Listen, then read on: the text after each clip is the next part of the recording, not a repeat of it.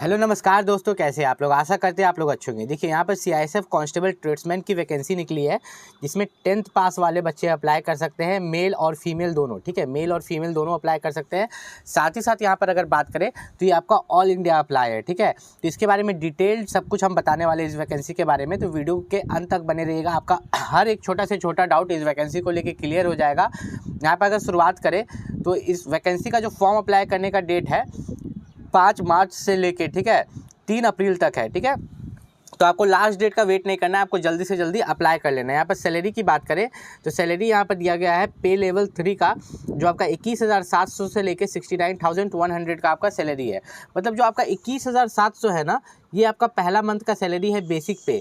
इसमें सब कुछ जोड़ जाड़ के आपको स्टार्टिंग सैलरी जो मिलेगा ना, 35,000 से लेके 40,000 के बीच में आपको स्टार्टिंग सैलरी मिलने वाला है।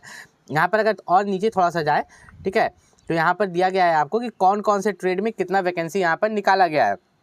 तो अगर यहाँ पर देखें तो आपका कुक में वैकेंसी है, ठीक है, कॉबलर का है, टेलर का है, बार्बर का, वॉशरमैन का, स्वीपर का, पेंटर का, कारपेंटर का, इलेक्ट्रीशियन का। ठीक है, तो ये छोटा छोटा पोस्ट मत देखिए कि इतना छोटा छोटा पोस्ट निकला है, कुक का, कॉबलर का, टेलर का। इसकी सैलरी देखिए, सैलरी आपकी स्टार्टिंग सैलरी जो 40,000 रुपये स्टार्टिंग सैलरी है इसकी, 21,700 बेसिक पे है, उसमें HRA DRA जुट के आपकी जो स्टार्टिंग सैलरी है वो 40,000 रुपये के आसपास है। ठीक है, तो अगर आपको ये काम आता है, ठीक है, इसमें से किसी भी काम में, मान लो कुक है, आपको खाना बनाने में इंटरेस्ट है, ठीक है, तो आप उसमें अप्लाई जरूर करें। अब इसके बारे में डिटेल में आपको बताएंगे कैसे आप इसमें सिलेक्शन ले सकते हैं। यहाँ पर अगर हम देखें तो थोड़ा सा नीचे और चलते हैं, तो जो यहाँ पर वैकेंसीज़ है उसका ब्यौरा दिया गया है कि वैकेंसीज़ कैसे कैसे किसके लिए। फीमेल के लिए अलग वैकेंसी है। देखिए, जो फीमेल के लिए वैकेंसी वो फीमेल से ही भरा जाएगा। यहाँ पर फीमेल को भी बहुत अच्छा चांस है यहाँ पर अप्लाई करने का और सिलेक्शन लेने का। ठीक है, यहाँ पर अगर हम लोग देखें तो वैकेंसीज़ फॉर एक्स सर्विसमैन भी दिया गया है। तो यहाँ पर नीचे थोड़ा सा अगर चलते हैं तो यहाँ पर डिटेल में इसके बारे में सब कुछ दिया गया है। यहाँ पर अगर देखें, सबसे पहले आपका जो है फॉर्म फीस जो आपका लगेगा वो मैं आपको बता देता हूँ। जनरल, OBC और EWS के लिए जो फॉर्म फीस लगेगा वो 100 रुपये है। ठीक है, और जो फीमेल कैंडिडेट्स है, SC ST कैंडिडेट्स है, उन सभी के लिए फॉर्म फीस नहीं लगेगा। ठीक है, फीमेल कैंडिडेट के लिए, SC ST कैंडिडेट के लिए कोई भी फॉर्म फीस यहाँ पर नहीं लगने वाला है। उसके बाद जो आपका एग्ज़ाम होगा, सबसे पहले आपका यहाँ पर फिज़िकल होगा। फिज़िकल में आपका पेट PhD होगा, डॉक्यूमेंट वेरिफिकेशन और ट्रेड टेस्ट।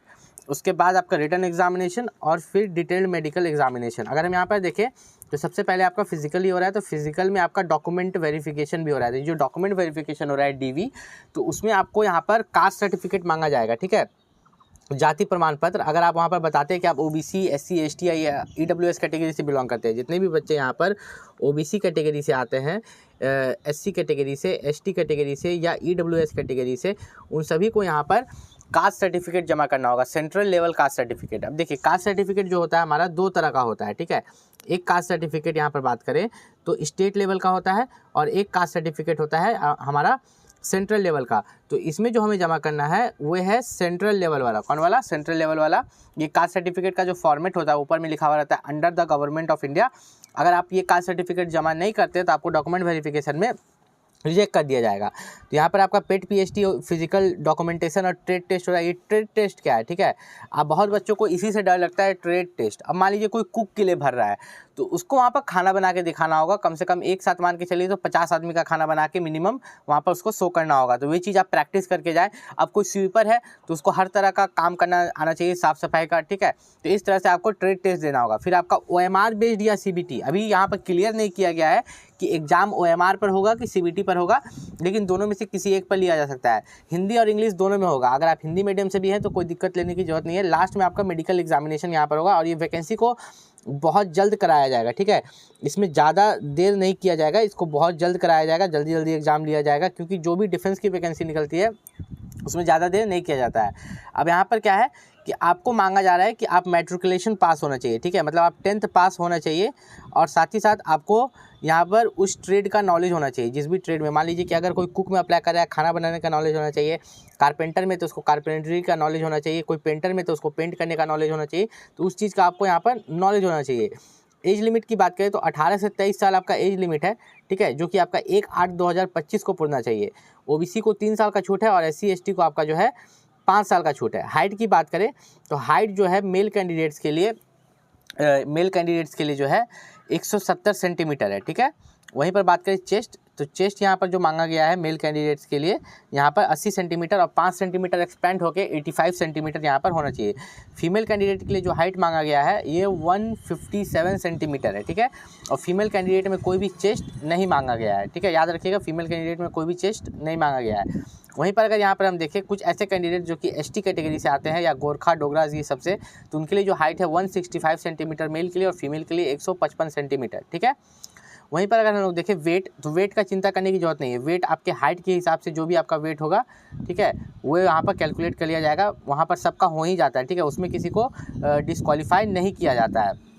अगर थोड़ा सा नीचे अगर हम और चले तो आपको यहाँ पर जो है अपना जितना भी सर्टिफिकेट से रेडी रखना है, क्योंकि सबसे पहले आपका फिजिकल होने वाला है। Process of certificates and formats, सबसे पहले यहाँ पर जो है आपको डोमिसाइल मतलब आपका जो निवास प्रमाण पत्र है, जिस भी स्टेट से आप बिलोंग करते हैं, तो आपका जो निवास प्रमाण पत्र है वो निवास प्रमाण पत्र आपके पास होना चाहिए, ठीक है।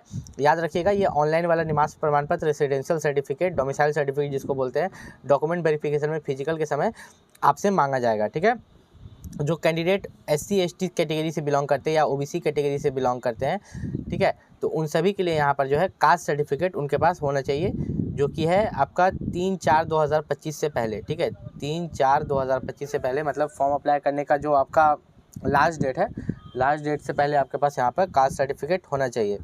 वहीं पर अगर हम देखें, ठीक है, कि जितने भी बच्चे यहाँ पर अप्लाई कर रहे हैं तो वे देख सकते हैं कि अलग अलग सेंटर्स, ठीक है, अलग अलग सेंटर जो उनको मिलने वाले हैं, जहाँ पर वे रिक्रूट होने वाले हैं, वो यहाँ पर साफ साफ देख सकते हैं। देखो CISF में जो आप यहाँ पर अप्लाई करते हो ना, तो हाइट बार टेस्ट होता है सबसे पहले आपका, ठीक है। रिक्रूटमेंट प्रोसेस में सबसे पहले आपका हाइट नापा जाता है। अगर आप हाइट में ही डिस्क्वालीफाई हो गए तो आपको वहाँ से बाहर कर दिया जाएगा, ठीक है। उसके बाद हाइट के बाद अगर हम बात करें तो यहाँ पर आपका फिजिकल एफिशिएंसी टेस्ट होता है, जिसमें कि आपको 1.6 किलोमीटर का दौड़ होता है 6 मिनट 30 सेकंड में मेल कैंडिडेट के लिए। फीमेल कैंडिडेट के लिए अगर बात करें तो 800 मीटर 4 मिनट में, कितना, 800 मीटर 4 मिनट में, ठीक है। ये आपका फिजिकल एफिशिएंसी टेस्ट होता है। फिर आपका PST लिया जाता है। हाइट और वेट का जो प्रोपोर्शन होता है वो नापा जाता है आपका, कि हाइट जितना है उसके हिसाब से आपका वेट है कि नहीं है। अब देखो यहाँ पर डॉक्यूमेंट वेरिफिकेशन में आपका जितना भी एजुकेशन क्वालिफिकेशन, मतलब 10th का marksheet, passing certificate, date of birth certificate, ठीक है, डोमिसाइल सर्टिफिकेट, कास्ट सर्टिफिकेट, ठीक है, OBC SC ST और EWS के लिए जो कास्ट सर्टिफिकेट है वो कास्ट सर्टिफिकेट भी यहाँ पर आपके पास होना चाहिए। उसके बाद अगर हम यहाँ पर बात करें तो आप जितने भी बच्चे यहाँ पर देख रहे हैं तो आपका ट्रेड टेस्ट होगा। ये जो ट्रेड टेस्ट है, जैसे इसमें जो कुक के लिए अप्लाई करेगा तो उसको चपाती राइस बनाने आना चाहिए, वेजिटेबल दाल सामग्री बनाने आना चाहिए, मीट फिश एग सब कुछ यहाँ पर बनाने आना चाहिए। अब जो बूट मेकर है या कॉबलर है उसको सूप पॉलिश करने आना चाहिए, ठीक है। जो यहाँ पर टेलर है, टेलर को यहाँ पर जो भी है क्लोथ सिलना आना चाहिए, ठीक है। इस तरह से आपका काम सभी काम दिए गए हैं। अब रिटन एग्जामिनेशन की बात करें तो रिटन एग्जामिनेशन आपका जो है 100 क्वेश्चन होगा, ठीक है। याद रखिएगा रिटन एग्जामिनेशन में आपका 100 क्वेश्चन होगा, 2 घंटे का समय मिलेगा। और उसमें कहाँ से क्वेश्चन आते हैं, उसमें आपका जनरल नॉलेज से क्वेश्चन आता है, मैथ से क्वेश्चन आता है, रीजनिंग से क्वेश्चन आता है, ठीक है।